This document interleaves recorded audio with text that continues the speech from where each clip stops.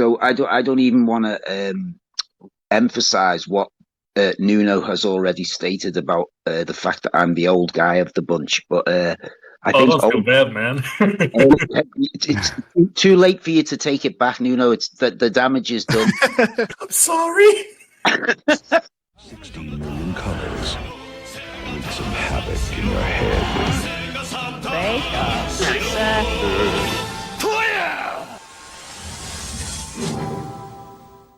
Yeah, sure. We'll do an intro, I guess. Greetings, junkies. Welcome to the Saturn Junkyard's Titancast. I'm Brian, and I'm joined today by Simon, Nuno, and Cameron. We are here to talk about really whatever the hell is on our mind. We don't have much of an agenda for this episode. We know it's been a while since we've checked in, so this is kind of our opportunity to do that. There are a couple of maybe Saturn-related things that I think are on our mind that we will be diving into, but just be prepared for a grab bag of whatever the hell our attention drifts to. Yeah. So yeah, with that, what have you all been up to? Simon, do you want to take the floor? Sure. I'll start. So, okay, it's been a rather nice week for me. I'm off school, off work for the week, February half term, and I've had the chance to do a bit of gaming, which I kind of had neglected recently. So I'm glad I've caught up. I'm back in the middle of PowerSlave Exhumed on the Saturn again. And I'm going to say this, and anyone who has sort of listened to these things for a while or knows me or whatever will know that this is very typical behavior. I've wiped my entire memory off my Saturn. So all the game saves I had are gone. Deep Fear is gone. Casper is gone. Exhumed is gone. And I kind of feel all right about it. I feel absolutely cool about it because it serves me right for leaving games unfinished. This is something I feel I need to address in life. Didn't you lose a save game for Exhumed before? Like a Yeah, very advanced saved game? yeah, twice. Oh, I've got to the underwater temple level twice and wiped it out. So I'm in the middle of that again. But you know what? I'm enjoying it, and I also did download the new version, so I'll be able to sort of compare and contrast that a little later on when we get into things. But yeah, I kind of took a really I don't know. I just wasn't bothered by the fact that I'd wiped all my game saves out. I kind of felt quite zen about the whole thing. Um, and yeah, it's made me think that I'm going to start games and finish them from now on, rather than have a long list. And I've kind of stuck to that. I can't say can't say I'm moving fast through Power Slave. I found myself stuck in the caverns of peril, which is again typical Yeah. for me. It's just a long level, and it you have to do a lot before you actually get to the bit where you you know sort of transport yourself to the next level. And there are so many ways to die on the way. And the more it goes on, the more jittery and nervous I get about the platforming bits and so on and so on. But I'm having a nice time with it. And then I also got a hard drive for my PS4. So what I've done is I've got lots and lots of games that I'd had to delete off my hard drive. I'd had them in the library, but I couldn't have them downloaded on the system. Now I've got an external hard drive. I can have as many games as I've ever paid for, which is a lot. It turns out I've got a lot of games on the hard drive now to play. So I'm actually playing a Yakuza Kiwami. Is that the remake of the very first one? That's what I'm playing at the Yeah. moment. So yeah, so it's nice. And I also had a little bit of a Dreamcast thing today. Sorry to go on. I've kind of hogged uh, the mic here, but I No, had no, a go bit on. I had a Dreamcast moment. So I was watching Sega Lord X, my afternoon of my second favorite YouTuber, and he was reviewing Crazy Taxi on the Dreamcast, and at the very end he mentioned Zombie Revenge. And I just had an urge to play Zombie Revenge. I'd sent a couple of Dreamcasts over to my nephew in Canada, who he's sort of, sorry, not my nephew, my cousin. He's young. He's a second cousin, and he's into the Dreamcast, and he wanted to play Jet Set Radio. So I sent him a couple of over to Canada, and I didn't have a working one set up, and I went in a drawer in my room, and I pulled out. I tried a couple that were just not working properly, and then I went to a drawer in my room, and I pulled out the most pristine, beautiful, unused Dreamcast that I have seen in such a long time. I don't know where it came from, but it is literally, it looks like it's never been used. There's no dirt on it. There's no dust on it. It's just pristine. And there's one thing that's wrong with it. The first controller port doesn't work. So I think that may be the reason it was sort of used and then never used again. But the second controller port works fine. So I've got this, like, literally what looks like this brand new Dreamcast sitting under my TV right now. And it's a beautiful thing. So yeah, Dreamcast, PS4 and Saturn all at the moment, and loving each one in its own way and for different reasons. Oh, that's awesome. Yeah, I'm it's interesting you mentioned the Caverns of Peril, because I just I've been playing, and we'll dig into the remaster that Nightdive released recently. I think after we do our introductions here, but yeah, honestly, that is one of my favorite levels. I love how it uses verticality, and it is very hard, but I just really like how, as you revisit it with different artifacts you collect, you play it in very different ways. But I don't know. I think the flow of it is fantastic, and it has a really good balance of combat and exploration. Obviously, the first-person platforming's a challenge, but I think you'll find when you play the HD version that it's just a lot easier, being smoother. And also, I think Nightdive added a few, like, quality of life things. I mean, the checkpoints are huge. Those become really handy. A lot of times they're pretty well set up to just respawn you right before those tricky platforming sections. And also, I feel like there's better air control as well. When you are jumping, you have more opportunities to kind of guide where you're going before you have to hit the platform. Well, I'm determined to finish the Saturn version before I start proper on the reissue. So I've just got to get good. But I need all the help I can get. So I'm looking forward to playing the PS4 version, or the modern console version. Nice. All right. Well, how about you, Cameron? What have you been up to? They had recently Nintendo announced the closure of the 3DS and Wii U eShops. And those were really special consoles for me for different reasons, but when they came out, and I spent a lot of time with both of those consoles. So it's been that was a shock for me. So I've been spending a lot of time catching up with those systems and seeing if there's any games on, like, the eShop and stuff like that I might have missed. And stuff like that. Yeah, that's really all that I've been up to. Checking in with those consoles. I think it's really sad when like a shop closes down. Like the original Wii was one of my favorites, and I was very sad when all of that online support finished. So I feel your pain.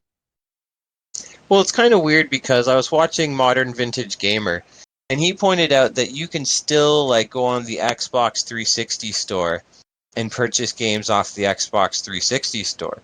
Yeah, some games might not be there because of, like, licenses expiring with developers or with rights holders or certain things like the Ninja Turtle games or things like that. But the store is still open, and, like, the certain services and stuff are still available. And he was saying that it's not that hard for publishers or developers or companies like Nintendo to keep these things available and accessible, like, longer. I mean, if you think about it, you can still download games for the Wii if you've bought them, right? So if you've bought a game on your Wii, you can re-download it, even though the store's been closed for so many years. So they're storing the games technically already, so why can't you just buy them? Yeah. Yeah, I mean, I don't know what the logistics or server costs or what that cost benefit analysis is for those platforms. I would say in 360's case, I mean, as soon as Microsoft was able to replicate or just effectively emulate that hardware on modern consoles, on whatever the One or Series X or whatever, that made it a lot more viable to keep those games available, just because you can still sell them on whatever people are playing at that moment in time. Whereas I think 3DS, I think Nintendo, I agree completely. I mean, they should keep that open as long as they're able to. But I have a sense that Nintendo just looks at that and says, there's not really a lot of people buying games for the 3DS these days, or at least not in the way they were. It's costing us more to keep the store alive. Sorry, my dog is also in the background with a little squeaky toy, so she'll probably make noise throughout the episode, I imagine. For a second, I thought it was my dog, and I was like, For a second, looking I around. thought it was a seagull. Oh no, it's just my cute little Australian cattle dog mix puppy being rambunctious. At any rate, yeah, I mean, I don't know.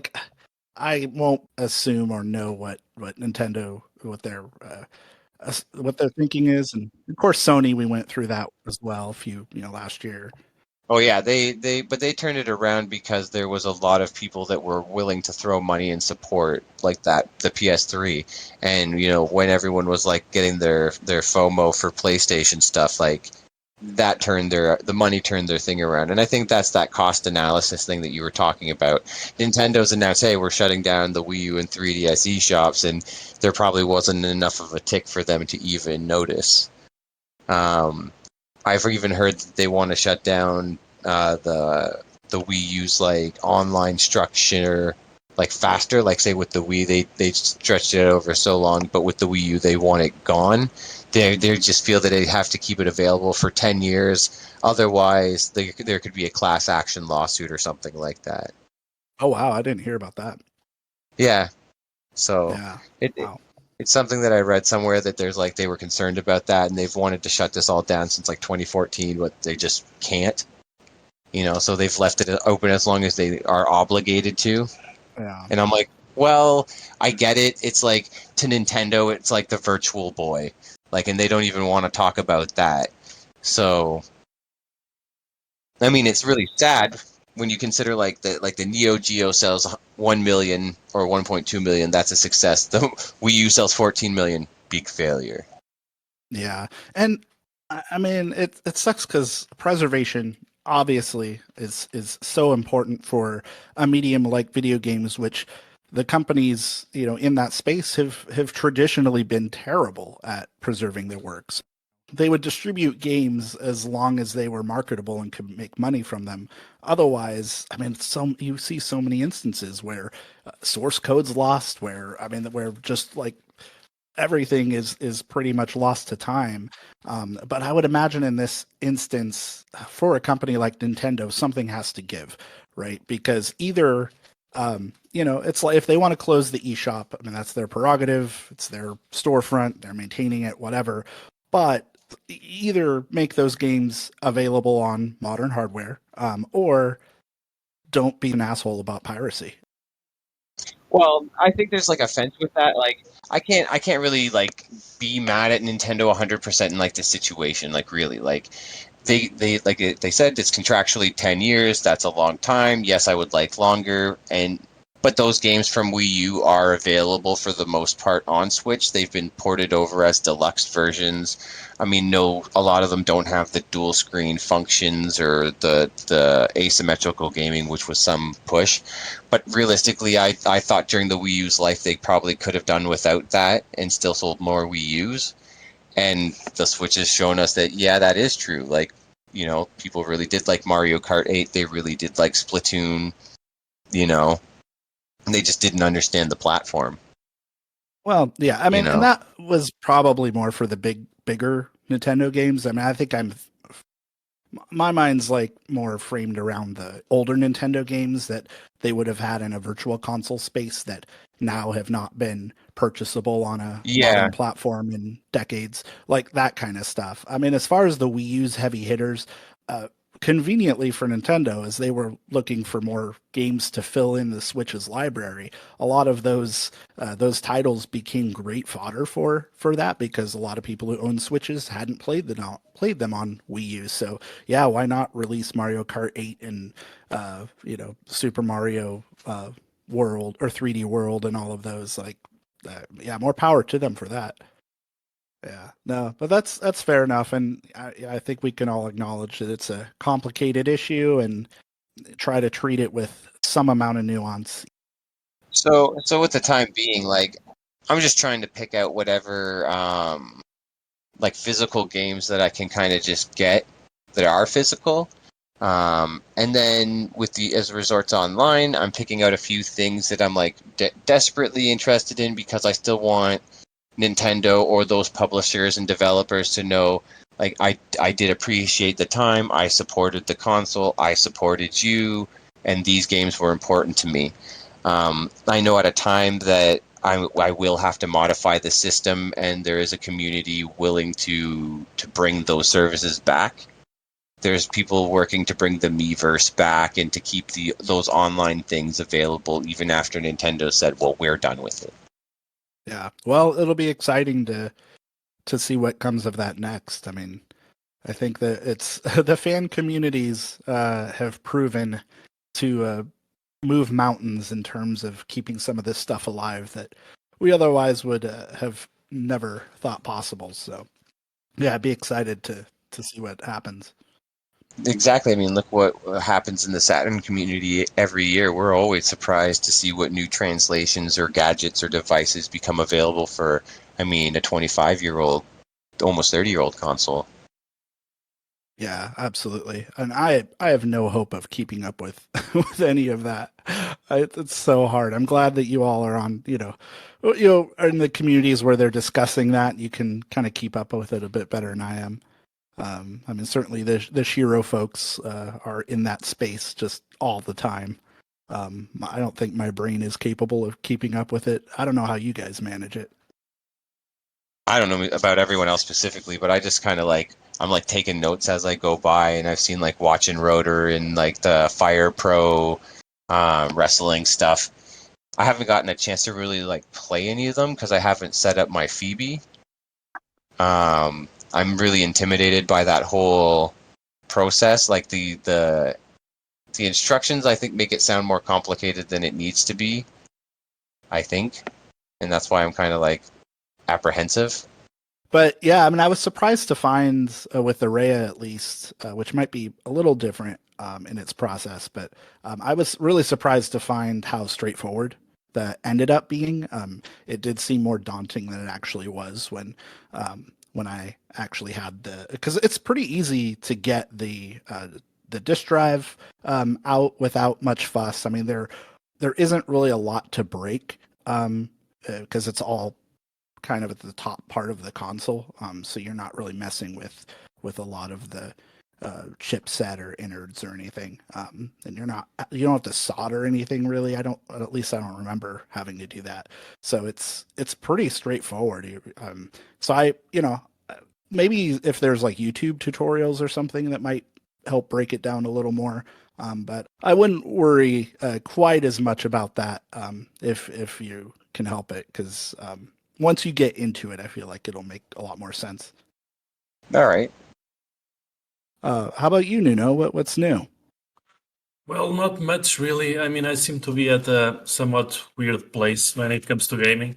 I mentioned before how, for the past, I don't know, couple of years or something, I seem to gravitate between being completely obsessed with the game and just being completely apathetic towards gaming in general. But recently, that kind of gotten worse. Not that I'm worrying about it because I don't think it's a problem. It's just weird because I've been so much into gaming like for most of my life. It used to be such a big part of my identity, and I started to kind of break away from games just a little bit a handful of years ago, which at the time I thought it was just like natural and even healthy to kind of leave space in my life for other stuff that I wasn't devoting as much time and energy as I should be to. But nowadays, I mean, my life is pretty balanced, and I get free time at the end of the day that I could spend with gaming, and I just haven't really felt like it. Last time we talked on the last podcast, I mentioned that I was playing the GTA trilogy remastered. I started with GTA 3, which was actually the only game that I was thinking about playing and I was expecting to play. And I beat it and felt like I needed more, so I jumped to Vice City just to play for a couple of hours, ended up beating Vice City, and then jumped to San Andreas. And then I lost steam. Midway through San Andreas, shortly after arriving in San Fierro, I kind of lost my interest just like that. And I haven't really played anything since. An interesting thing was that a couple of years ago, or was it last week? I mean, time is just been very weird because at the same time it feels like it goes by so fast and also not. I think it was only last week that I moved my PC to a new place, and now it's sitting next to the modem, so I can finally have a wired connection, an internet connection that is. Yeah, which I was severely limited in that regard because I was using Wi-Fi, and no matter how many combinations of routers and Wi-Fi adapters and settings that I tried, the place I was in, I was like in a corner of the house on the next floor. So there were a bunch of walls in between, there was a whole floor in between, and the connection was never stable. It wasn't so much about speed, it was about ping and the stability. My downloads would constantly fail, and obviously online gaming was a no-go. And for this had been going on for at least ever since I got this PC in 2015. So for almost 7 years now, I've been mostly cut off, actually just completely cut off from online gaming. And I would sometimes hear about the hot new games that everyone's playing, mostly free games, that's mostly live service games, those kind of games that don't really end and they're just constantly trying to bring you in, push you back. And I'm talking about games like Destiny 2, Apex Legends, you know the deal. So I figured, well, now that I have a stable connection, I can finally try those games out. And I started with Destiny 2, which I have been reading very good things about. And I played it for exactly 90 minutes. That was my Steam at the time that I had logged in on Steam for that game. I played it for an hour and a half before I found myself thinking, well, this is it. It's going to be the rest of the game. Go fetch this quest, go to this place, kill so many enemies, kill the boss, grab the loot, go back, do it all over again. And well, it sucks. I don't want it. And I uninstalled it. Then I installed Warframe, another game that I had heard great things about. I played it for a little more, maybe a couple of hours. There were a couple of missions that I found myself really invested into it. And then the same thing happened. I realized that I had already played the basic loop of the game, and the rest of the game was going to be just like that. So I uninstalled it. Then I installed the Elder Scrolls Online, which is a game that I actually bought back in the day, the special edition as well. I mean, I went all into Elder Scrolls Online. I was a huge fan of the Elder Scrolls series ever since Morrowind. I had played the first public beta test, loved it. Played the second beta test, loved it. Pre-ordered the extra special collector's edition, which set me back 120 euros, which was a fucking lot for a guy that didn't have a stable job at the time. And then I stopped playing shortly after, actually. That ran out of steam very quickly for whatever reason. And all of these years later, The game doesn't have a subscription. I think it had a monthly subscription back when when it launched, but it doesn't need that anymore. I think you still have to buy the game, but you don't have to pay anything else to play it. So because I still own the game, it was still tied to my account. I still have my account, so I fired it up and spent, I don't know, maybe 3 or 4 hours with it, and then realized that, you guessed it, that same basic gameplay loop was going to be the rest of the game. And I mean, it's a weird thing to complain about because games are all about repetition. I mean, that's literally every game that I've ever played and love. You figure out what the basic gameplay loop is at the beginning, and then the rest of the game is that. Of course, there's going to be new levels, new enemies that you have to find special weaknesses for. If it's a single player game, you get a story developing. So there's that. But behind all of that, there's always a basic gameplay loop. And games are all about repetition. I mean, I logged in about 150 hours in Skyrim, which is nothing compared to other people that are really into it. I also played over 100 hours of Assassin's Creed Origins. I played over 100 hours of Assassin's Creed Odyssey. I love those games. And for whatever reason, I I found myself last week playing these games and thinking to myself, what a fucking waste of time. And I don't know what's going on with me. It's like I don't know myself anymore. Which is so weird. As I said, I'm not worried about it. Obviously, it is just a hobby. I'm not obligated to like it and to still like it. But at the same time, it's been such a huge part of my life for so many years. I just turned 33 last week or a couple of weeks ago. And yeah, I'm confused and I haven't played anything lately. I went through the same thing last year because Really? I got the internet for the first time. Like, I got the internet and I was like, oh my God, I'm going to try online gaming. I have never gotten to play an online game in my entire life. And I was like, oh my God, this is going to be cool.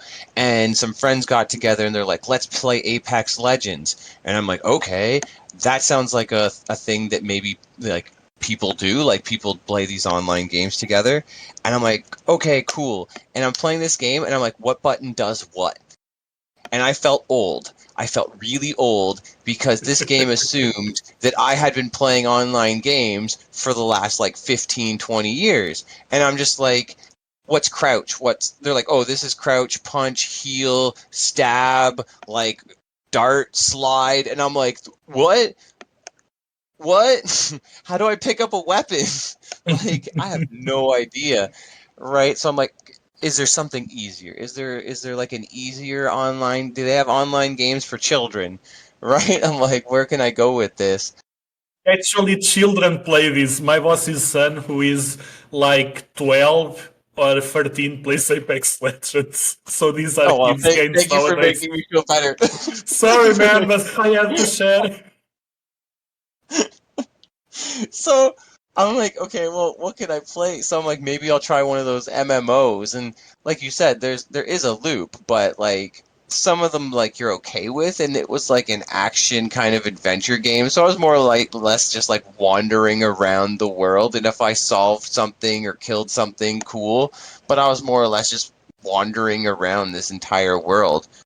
So it was fun, but in the end, I found like there wasn't anything really in modern gaming that was like there. Like, it felt like if I played something else, like when I played like I wanted to try an RPG like Atelier Ryza, because I was like, I really like the management sim inside of Yakuza Like a Dragon. So then I tried to play that, and then after like 2 or 3 hours I was like, this is game that isn't really doing anything for me.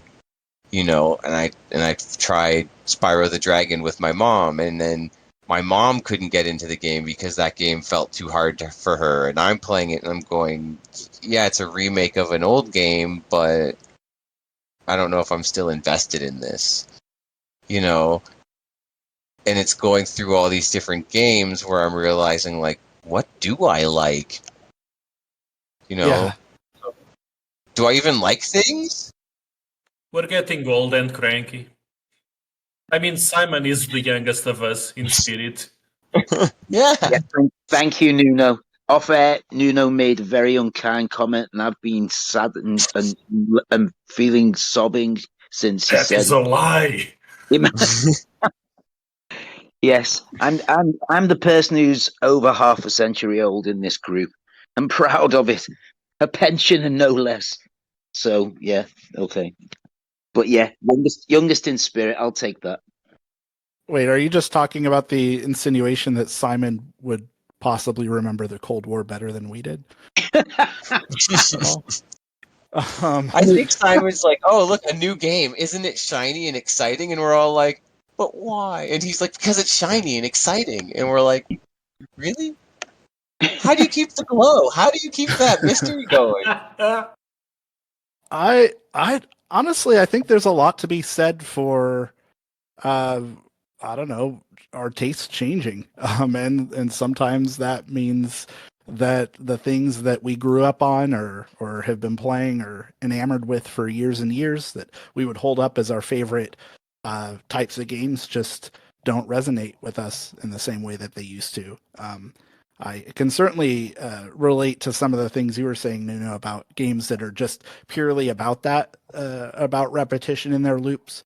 And I mean, I feel like it depends on the type of repetition for me. And I've been thinking about this a lot lately, but part of it is also just like maybe it's healthy to reassess our relationship with the medium, and how much how much time we're dedicating to it, but also what we're actually getting out of those experiences.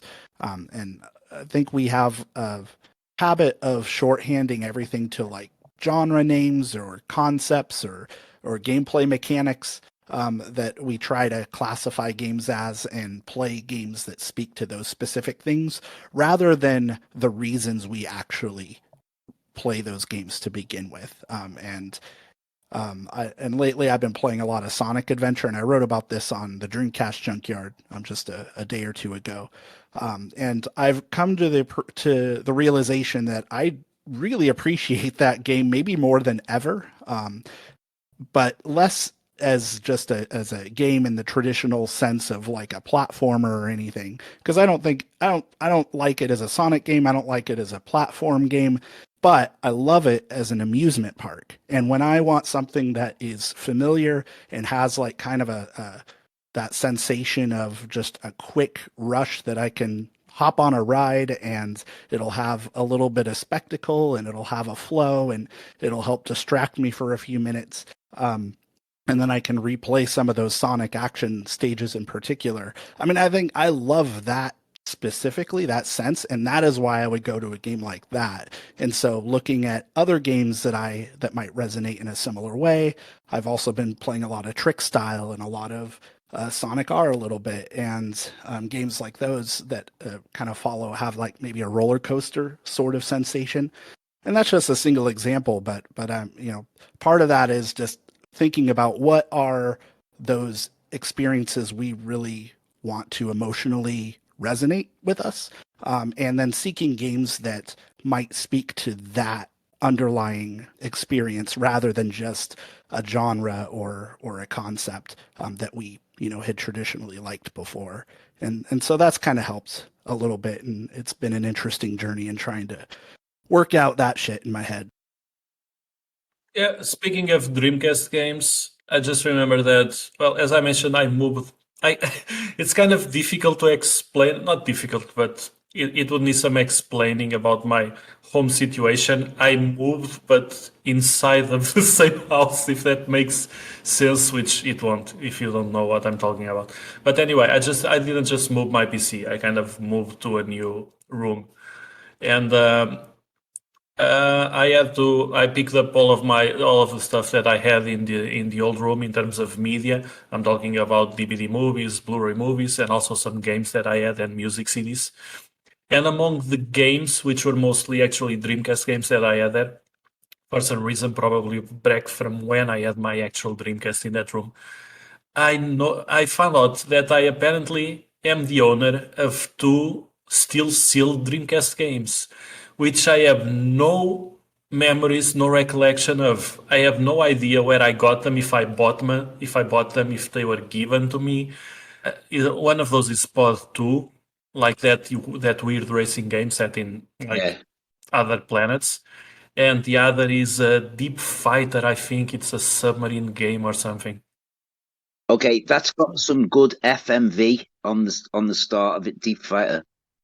Nice. So they are sealed, which was really surprising. I mean, I'm not a collector, period. I don't collect games, and I certainly don't collect brand new games. But since they're still sealed, I'm certainly not going to open them. I have no idea what they're going for, just out of curiosity, because I'm not thinking of selling them either. Unfortunately, they're both cracked. The boxes are cracked. We all know how sensitive the European boxes were, how fragile. That's what I meant. And yeah, unfortunately, they're cracked, which kind of made me think about philosophical question of what's more valuable, like a game in perfect condition but opened, or a game that has a cracked box but has never been opened. What do you think? No, that is a tough question. I think I'd rather have the mint condition open game myself. I'd Myself. probably go for the sealed and cracked.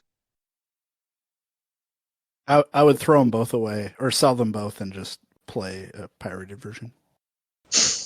Boo! I mean, there you go. Okay, not a popular opinion here on the Saturn Junkyard Titancast. But yeah, anyway, I don't know. Trying to go back to what you all were saying earlier. I mean, I don't know. Sometimes it's fun to just kind of take a step back and see like what is it that I'm actually in the mood for in a game. Well, I think about it. I've been thinking about it too, right? Like you said, you were thinking about it, and you were like, "Okay, I need to reevaluate my relationship to progress forward," right? Where myself, I thought about it in a different way, and I was like, "Well, when I was a kid, and I would go to like my great grandmother's house or my grandmother's house or somebody else's house as a kid, they would have games, right?" But it's not like they had like a basement with 3,000 games for like, you know what I mean? Like you'd go to your grandmother's house and she might have chess or might have a deck of cards and they might have Monopoly.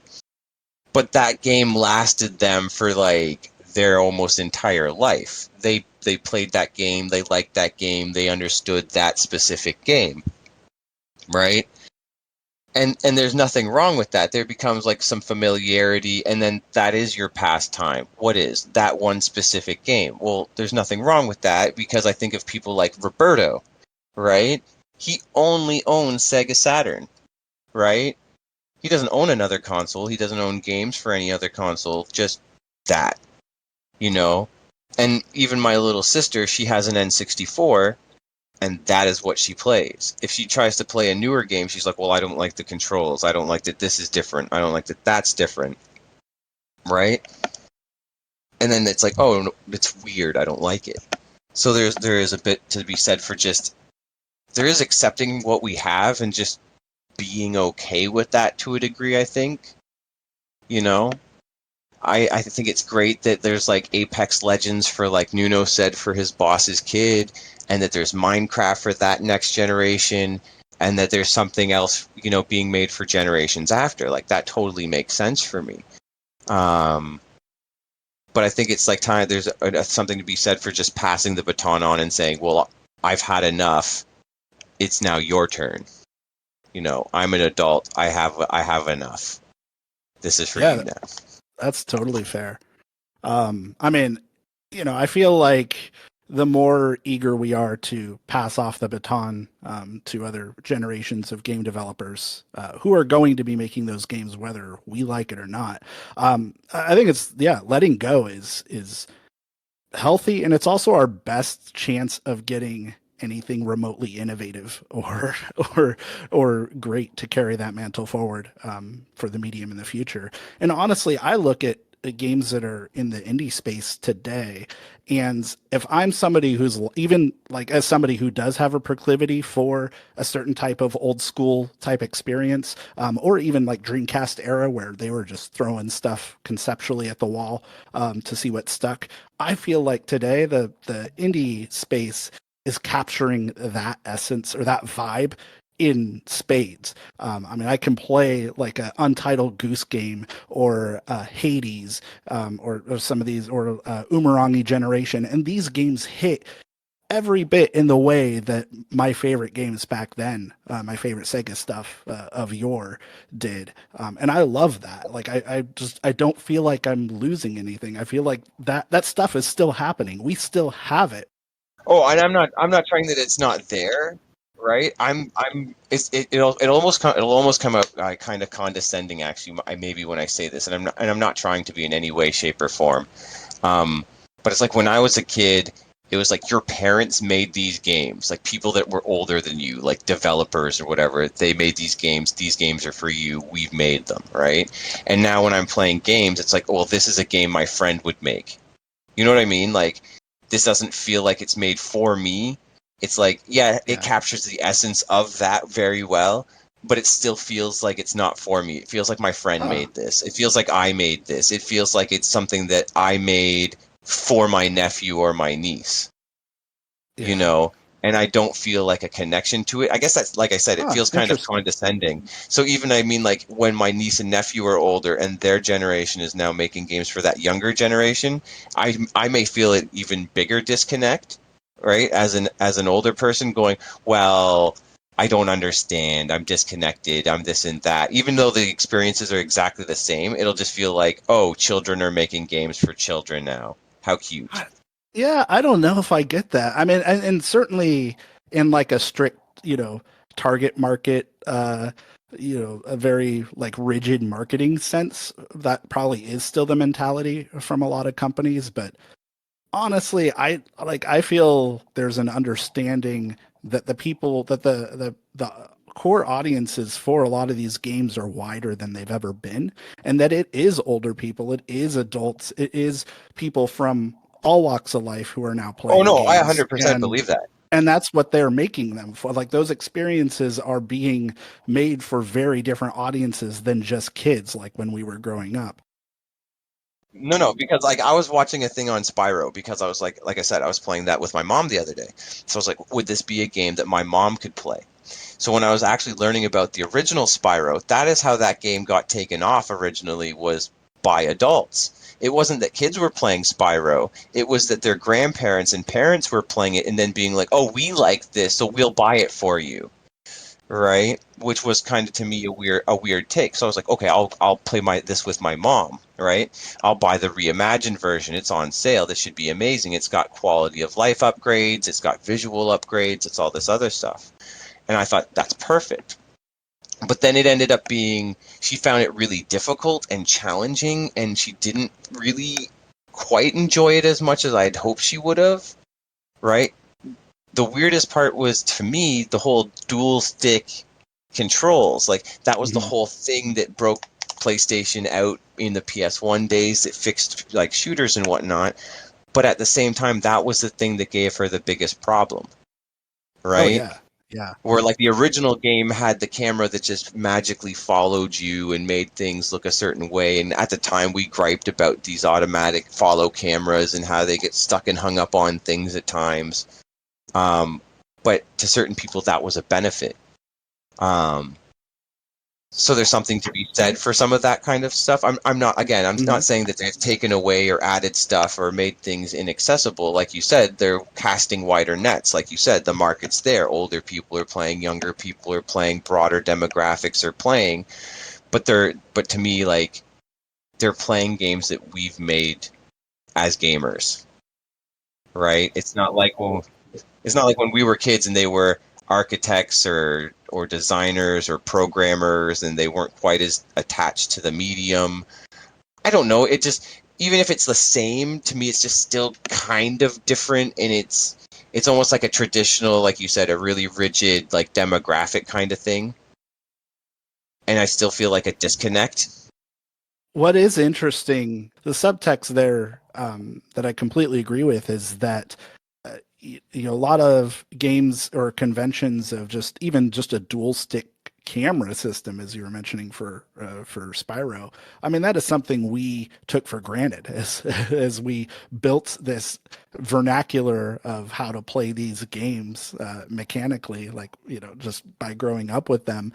Bringing somebody new who wasn't immersed in that knowledge or that just experience of having to know that games have a bunch of different buttons that do a lot of different things, and just locomotion typically works a certain way, and you can use your analog sticks to move and aim. I mean, just very basic stuff like that does not come as intuitively to a lot of people who didn't grow up with it. So I think in that sense, like I could see how something like Spyro would, or the Spyro remake, Reignited, is that what it's called?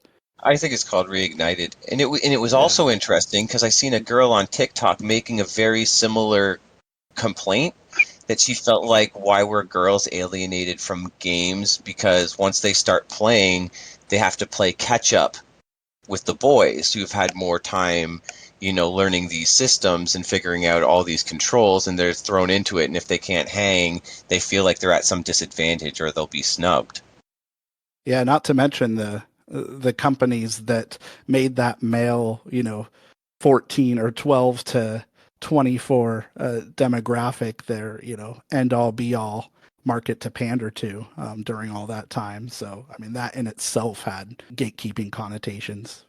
Right? But I think it leaves a market open for games or consoles, and again, I know that there's probably developers and people doing the same thing, but that would cater to some of those kind of like concepts that there's like, maybe somebody's never done this before. Yeah, yeah, for sure. I mean, I think as the developer tools, with Unity and other platforms or engines, like I feel like as those tools become more intuitive, which they are, that has also helped people bring people into the space who typically wouldn't consider video gaming a pastime for them personally. And the more people that we bring in that aren't traditionally gamers, that can draw influence from art and science and history and other things that are their passions, and break down the barriers to bring that lived experience and knowledge into the game space, I think we're going to be better for it. And so from that aspect, I think that's been one of the best technological drivers of innovation that we've seen. One of the challenges, though, becomes when platforms like Steam and whatnot become so saturated with everything that there isn't there we kind of miss the ability to bring visibility to them. To bring that full around, it makes me think about that Wii U eShop again, that does have some of like those kind of older games, like an NES game or a Super Nintendo game, where then you could build your way through gaming and be like, well, I don't know a lot about gaming. Let me start at the beginning, or let me start Yeah. at the easy games or the whatever, which leaves you with four directions and A and B. And you can add in the third dimension if and when you're comfortable with that. And they had about 90 NES games, about, I think, 75 Game Boy Advance games.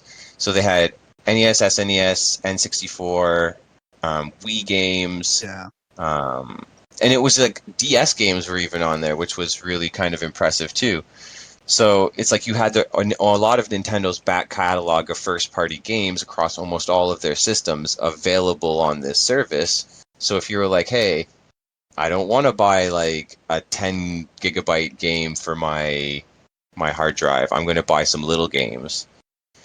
You could do that if you wanted to spend $4 on an eShop game, because in Canada it was $4.99, right? So if you wanted to spend like $5 on an NES game, you could get an NES game, and then that kind of stuff was there. The whole history was there. Yeah, or at least as much as Nintendo was willing to curate for us. And now it's kind of like a subscription service. If you don't pay the yearly fee, Yeah. you cannot play these games, and you can only play the ones that we make kind of available to that. Yeah, I'm not the biggest fan of that. I think one of the other things that I wasn't a fan of with the Wii U was just for Nintendo 64 games in particular, because I did buy a fair amount of them, and I was kind of going back to them today and playing them side by side with the original hardware. It's pretty stunning how bad those ports are. They all look very dark. As far as that emulation is notoriously bad. Oh no, they I are think. definitely dark. And they're dark, and the lag is horrible. Like input lag is generally something that I don't often notice, mainly because I'm not good enough at most games to like really be attuned to that. But holy shit, even just a basic like Wave Race 64, a game I'm really familiar with, it does not feel like just that timing is so off, and it makes all the difference. That definitely explains why it took me 80 hours to complete Ocarina of Time. Because I did beat Ocarina of Time on my Wii U with the Virtual Console, and it did take a while. Yeah, that input lag is something horrible. I don't know if I mean I've heard that the Switch emulation is not great either, and I wonder if it suffers from those same things for its Now, I Nintendo did find out 64 that you games. can fix that darkness on the Wii U. If your Wii U is modded, you can go into like the system files through FTP, and you can like change a value, and it takes away that kind of effect. Yeah, interesting. You can also have it adjusted, because if you plug the Wii U into a CRT TV, you can do it in widescreen or in 4:3, and some of the content plays properly in 4:3, and some of it plays really weird, where it's like in widescreen instead of full screen, and it has bars above it and below it, so it plays like in this tiny little box. You can even modify that to be full screen or fix those borders and a lot of that stuff. That's pretty cool. I don't. Yeah, I feel like I probably don't play my Wii U enough at this point to put that. No, I don't know how many effort people are into it. really playing their Wii U at this point, other than me. I mean, honestly, I feel like it gets a bad rap. Like it is a very underrated console in its own right, and it hits a lot of the notes that maybe even a Dreamcast did, as far as some of the innovative experiences that came out of it. But yeah, I don't know to what degree I would choose to play many of them on the Wii U these days when they're available for the Switch. And that's super fair. For me, it's like, I got it at the time, I played through those games at the time, and it's almost like the Saturn in a way, where it's like, if I play the Saturn and I go outside of RPGs, and I go outside of the stuff that I would normally play, there's stuff on that console that I really did enjoy. So with the Wii U, I did the same thing. I went, well, I've got all these games that I know I like, but what's just outside of that on this console to kind of extend my life with this console? Yeah, You know, totally. I think there is a relevance in terms of the Wii U and the Saturn, just simply because they are both consoles that wouldn't perhaps people wouldn't have immediately have brought forward as their favorite or their current. But you know what? Look at how the Saturn has kind of grown in stature over the last few years. It was a very sort of neglected console for quite a long time, and its time has come again. And so the Wii U's might, I think everything, things move so fast in a sense that we never get the chance to fully explore anything because there's a shiny new thing coming up around the corner. So I think we'll always look back and find gems and things, and I think there is parallels between a love for the Wii U and a love for the Saturn. That's beautiful, and I agree with it, and it lines up with what I was saying too about like Roberto and myself kind of thing, where it's like, this time frame, this console, I can accept that I have that, and I don't need to move on from it. I can appreciate it, and just that's good enough. Yeah. There's shiny new things. I can appreciate this. If I want to go get a shiny new thing later, there will always be a shiny new thing to go get later. Yeah, Yeah, and I I like, agree. Simon, what you were alluding to, where even with the things that we are holding on to and want to continue to just make our focal point for the medium. I mean, there's still a lot to explore about, like, just, as far as the Saturn library is concerned. I mean, I think when we were talking about games to potentially do for the next book club type cast that we do, which tends Yeah. to be a lot of the structure we go for now, is just those kind of deep dives around a single game. There are so many that none of us had played, that I think are great candidates that we can that can help us just really see new things and explore new experiences in these consoles that we've owned for 25 years. And I think that's also pretty cool, that we can continue to dive into that well and not exhaust it. And absolutely, and with the fan translations that are, sort of they're coming thicker and faster every year. There's going to be games that weren't accessible to the Western audience that now are, and hopefully at some point they won't all be RPGs. I don't know. I think that you're right, Brian. There is still a lot to explore in the Saturn library, certainly for me. And so let's onwards and upwards. Can I just mention before we or while we're in the realm of the Saturn, Exhumed, because I was just thinking of the fact that we had discussed this off. The reason I'm returning to this is we'd all discussed when we weren't on air what we would be discussing this week, and one of the things that was suggested was the new Exhumed PowerSlave reissue, or the newly available game, which is on the PlayStation Store, and I've played it a little bit. I just wanted to say just a couple of things before I forget, that I love about it. Number one is the spiders and the scorpions are both included. So if you're a Saturn owner or a PlayStation owner, your vicious flesh-eating parasites will be the ones that you remember. You don't get exclusively the red Saturn spiders, and you don't get exclusively the blue PlayStation scorpions, which I thought was a nice touch. It's so smooth. It's always been smooth on the Saturn. It's one of those games that, I would have shown Exhumed to anyone who had never played a Saturn before, anyone who was in 2022 who said, "What's this Saturn about?" I would give them Exhumed to play, because it is just such a smooth game anyway, that I think it holds up to this day. It's in terms of its visual look, it kind of looks still cool, still classic, still good looking game. In the reissue, they've not actually done too much to the visuals, really. It's still, when you get up close to things, they're very pixelated. It hasn't tried to renew it like they did with Panzer Dragoon or anything like that.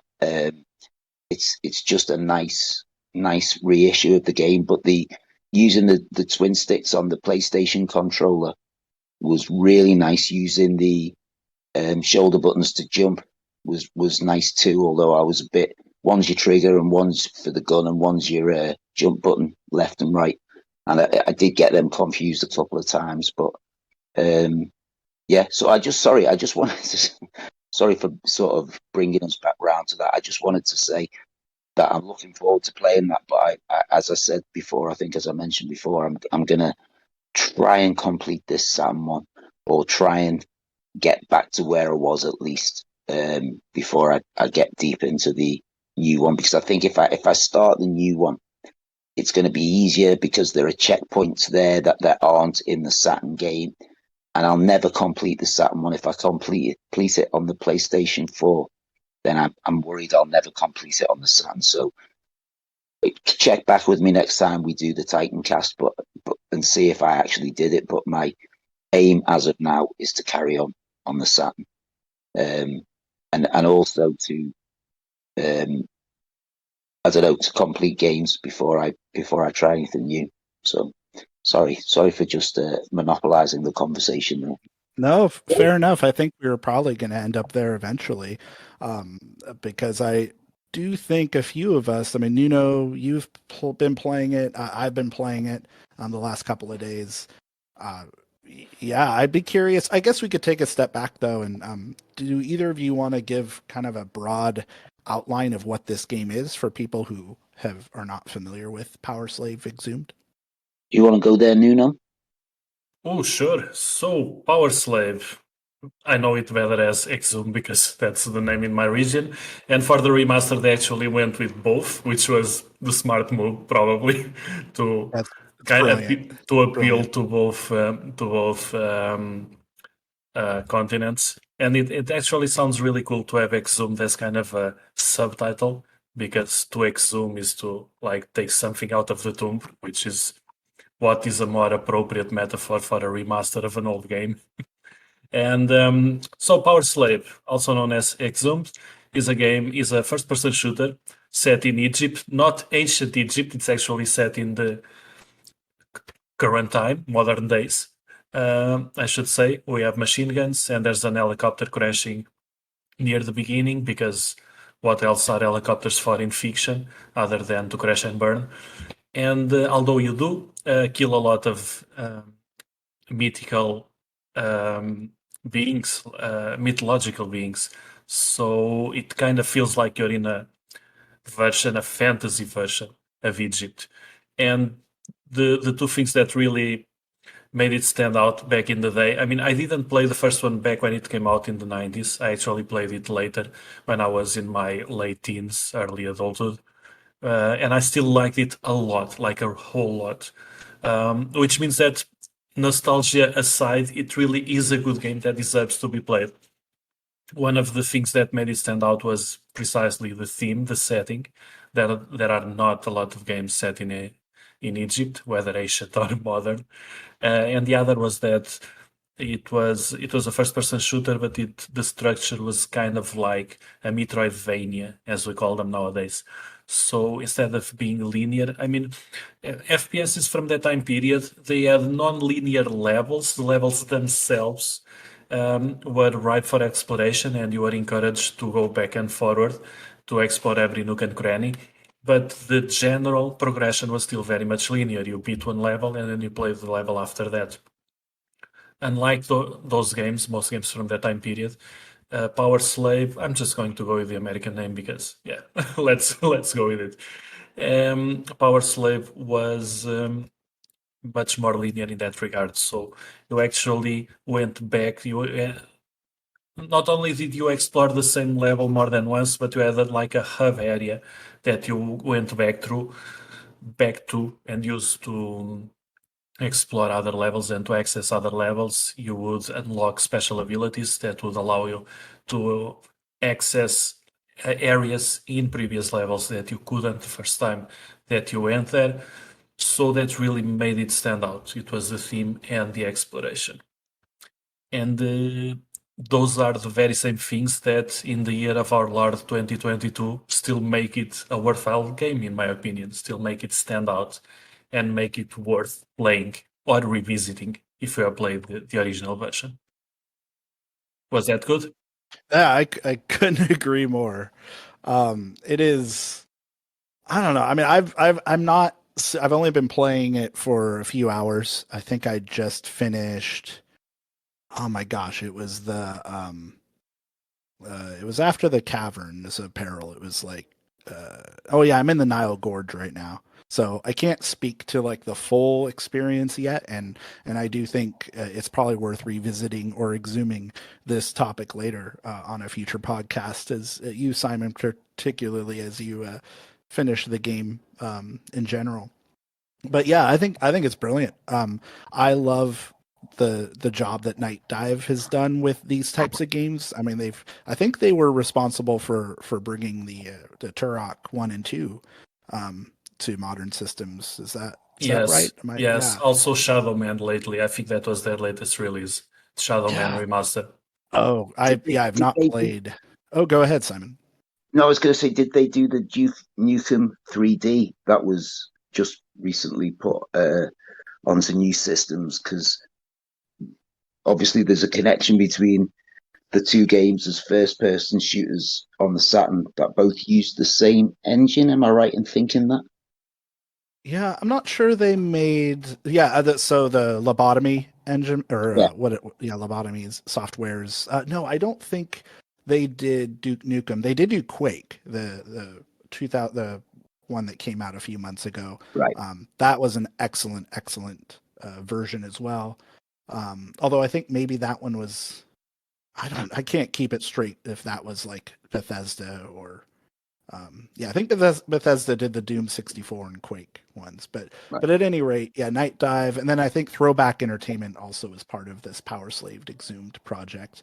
I know Nightdive is also working on System Shock 2, I believe. I'm just gonna look it up real quick. System Shock 2 and the Blade Runner PC port, the Westwood game, which, oh man, I'm kind of excited for both of those. So Yes, me too. yeah, they got a lot of great stuff in the pipeline. Right, okay. I've only just very recently seen video footage of both of those games, and they look awesome. And I kind of totally missed them at the time. I didn't do any computer-based gaming at that point, PC-based gaming. So I missed both of those games, and I would love to play them. Where are they gonna be available though? Just only on PC again? Not sure. I mean, I hope they're going to be available on consoles. At any rate, yeah, Nightdive, fantastic work all around. You mentioned a lot of the touch points, Nuno, of just how smooth it is and some of the quality of life advancements. It's nice. It's really fun how it does pay homage to both the PlayStation and the Saturn versions with the enemy choice and also some of the mechanics. Like I think the quality of life things for some of the quality of life improvements in the PlayStation version, like where power ups that if you kill enemies that are flying high above, they'll fall to the ground. Whereas in the Saturn version, I think they stayed suspended, which made them you had to jump up to collect them. So like just stuff like that is kind of nice. Certainly the checkpoint system is wonderful, especially with the first person platforming sections where it's really easy to die. At least early on before you get some of the upgrades that make it easier to avoid the lava when you do fall. But man, I'm really thrilled with this experience so far, and I think it's just aged incredibly well. Lobotomy, even though we kind of hold them up as like this studio that worked technical miracles for the Saturn in just how they got so much out of the hardware to even make games like Quake and Duke Nukem and those function at all, let alone as well as they did. Really, I think their talent also lies in their design acumen, because really PowerSlave is just such a well-made game. I absolutely love the structure, as you called it. Nuno, does follow that Metroidvania formula a little bit, but all of the levels are kind of self-contained, but they have a variety of branching areas and hidden places and paths to advanced stages or future stages that you can only reach once you get the right, I guess, equipment or what do they call them, artifacts that allow you to do things like jump higher or walk on lava or whatever, float, hover. So yeah, it's really cool being able to revisit some of the stages throughout that game and then explore completely new areas just with those additional abilities. I think they've kept the original music to a large extent, haven't they? They've maybe remixed it a little bit, but it's the original music in the game was amazing and Yeah, atmospheric, and they've kept that as well, which is really nice. But I think it might be a slight remix. I don't know. yeah, I can't tell. I need to play them side by side, but I think it's mixed incredibly well for sure. It's Yeah, fantastic soundtrack. It's awesome. Let me talk for a bit about the amount of options that you're given, at least on the PC version. That it is the one that I played for a bit. I haven't gotten far yet, but I did mess around with it for a bit. I don't know how it is on consoles, but on the PC, you have just so many. You go to the options menu and you kind of you don't know where to turn to because there's so much stuff. You can customize your heads-up display. You can turn on a naming reticule or not, because in the original was very old school in that regard. You just aimed in the general direction of the enemies, and there was kind of an auto aim going on. Now you actually have to aim at the enemies, because even in vertically you have to aim, because if you're off by a bit, you can be horizontally aimed, but if you're not vertically aimed, so to speak, if I'm making myself understood, you're going to miss. So some people playing may miss an aiming reticule. You can turn that on and customize the size of it. Yeah, that's also kind of an adoption of the PlayStation version a bit, where you're aiming, your y-axis there actually did matter, so it made it a little more difficult to hit enemies that were higher or lower than you, whereas the Saturn kind of gave you a wide berth. As long as you were aligned with them horizontally, you would generally hit the enemies, whereas this one, like the PlayStation one, are a little more. I had no idea. I mean, I never played the PlayStation version, so I had no idea. I mean, I just assumed, because I've only played Saturn version, I just assumed that it played like basically every FPS of that time period, which only really required you to aim on the x-axis. So as I was saying, you can turn on a CRT filter and you can customize it too. So you can choose the size of the scan lines, the intensity, bump up the brightness because it will make your screen slightly darker. You can go for like a professional monitor look with really well-defined scan lines, or you can go for a more TV look with a shadow mask. You can turn on options that I think have to do with the polygon wobble, the imprecision in the sub-pixel level that these consoles had, both the Saturn and PlayStation, where as objects moved or your camera moved, they would like jump from the polygons that made up the models would seem to jump up from place to place. There are some options that I think are related to that and try to fix that. I'm not even sure because I don't understand what they mean, although I have a suspicion that they have to do with that. You can customize the head bobbing because FPSs from that time period kind of simulate your character's head moving around as you moved. You can turn that off or at least turn it down if you think that's just disorienting. There's just so much customization going on. And the gameplay with the mouse and keyboard, it's just so fast and fluid. It really brings a new life to the game, I think. Even though the game itself stays the same, even in terms of graphics, you can't turn on like super high resolutions. The textures are still the same, like very pixelated as just like they were back in the original. But even though the game itself is mostly stays the same, just the fluidity of the frame rate and the consistency of the game and the controls.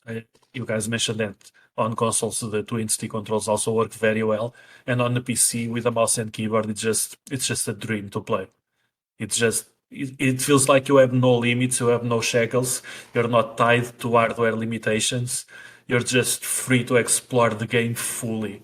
And that's really, I think, what the best thing that you can get from a remaster is making the game free from the limitations of the original hardware that it was developed to, and bring it to its maximum potential. And I think that's really what Nightdive managed with this version. Yeah, well said. Yeah, well said. Yeah, I mean, I don't think I have a ton to add, other than just to reiterate some of the stuff you were saying and that we all said earlier. I think it just remains a brilliant game, and even outside of all of the enhancements that Nightdive had made, which are tremendous and fantastic, but it's just I don't know, clearer than ever that this is such an amazingly crafted game.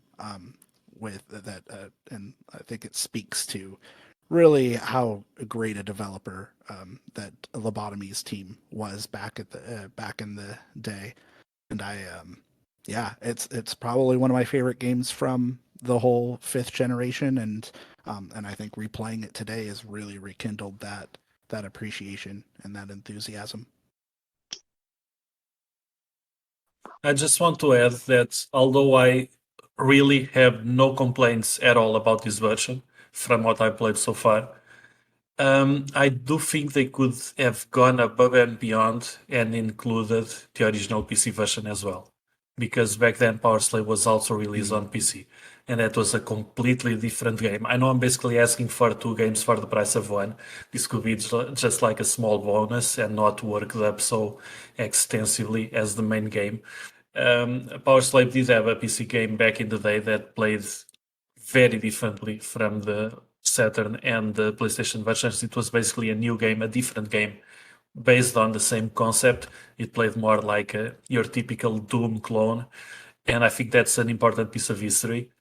And as much as the Saturn version and by extension PlayStation version are the best in my opinion, and the ones that deserve to be preserved the most, I wouldn't want for that kind of black sheep version to be forgotten. And if there's anyone capable of bringing that version back, I actually think there's. I think I remember seeing that original PC version on GOG, Good Old Games, for sale a while ago. But I think it's just a straight port. I don't know how well it plays. If it's running like on an emulator like DOSBox, or if it's a native Windows version. I don't know, but I think they could have made some kind of bundle, or I don't know. All right. Well, I guess with that, does anybody have anything else they want to mention or bring up as we wind this down? Nope. Okay. Well, yeah. Thank you everybody for hanging out with us. I think we can just do our outros and say where everybody can be found. So we'll start with you, Cameron. What are you or what where can folks find you? You can find me anywhere at Sundain, Tsundain. You can Google it and you'll find me on everything. Nice. Well, Nuno. Well, as usual, check out the Saturn Junkyard YouTube channel. I occasionally post new videos there. And that's it. I'm not anywhere else. Don't look. All right, fair. How about you, Simon? You can find me at the Saturn Junkyard Facebook page. And don't forget to check out the Saturn Junkyard main site, the old blog, which is www.thesaturnjunkyard.blogspot.com. And you can find lots of articles over there about the Saturn. And yeah, that's where you'll find me. Nice. And I just looked it up. It looks like the original DOS version of PowerSlave is still available on Steam, actually, for like $10. Yeah, I was looking that up as well. I found it on GOG, but apparently, according to the comments that I read, it's just being emulated on DOSBox and not very well configured. That actually, people in the comments were recommended fan-made ports of the engine that were made by fans and released online instead of the official version. So doesn't look like whoever was behind that version doesn't look like they did a good job. So I still wish Nightdive had taken a crack at it. But oh well, you can't have everything. Yeah, fair enough. And when it comes to the projects that they are working on, I'm kind of a little more eager for them to keep working on like System Shock 2 than probably and also Blade Runner rather than but maybe eventually it'd be fun to to get an updated version of that. Well, cool. I'm Brian. You can find me on Twitter at VirtuaSchlub. I've been doing some stuff with the Dreamcast Junkyard as well. I've been on a few of the recent Dream Pods there. We have another one that we'll be releasing soon. I don't know if it'll be out by the time this podcast is out, but we had an interview with Jorg Tittle, who was a pretty much a jack of all trades journalist, games journalist. He did a lot of writing for Next Gen and other magazines, the official Dreamcast magazine here in the United States, and he's worked on other like film and graphic novel projects. And that was a really fun conversation, so that should be out soon. And then I recently posted a article, as I mentioned earlier, about Sonic Adventure, really going through that in the framing of how I appreciate it most as an amusement park. So yeah, definitely check that out on the Dreamcast Junkyard blog site as well. Otherwise, yeah, I think that's pretty much it. Hope everybody is staying safe and sane in this wild world right now. And yeah, thank you very much for joining us. And I'm really struggling to think of some sort of PowerSlave Exhumed pun, but I think we need it if anybody has one to close us out on. Well, you can also. Sorry, Simon. Sorry for interrupting. Go ahead. Go. I've got nothing. Well, in the meantime, you could always listen to Iron Maiden's album called PowerSlave, which also has an Egyptian theme. Perfect. And it's very good. I love that album. I'm pretty sure Lobotomy was inspired by that. Like that was where they drew that reference. Yeah, the album came out earlier, so if anything, the game was inspired by the album. Yeah, I think they said that in later interviews for sure. All right, well then keep on exhume your life. Just exhume your life. More power to your slave.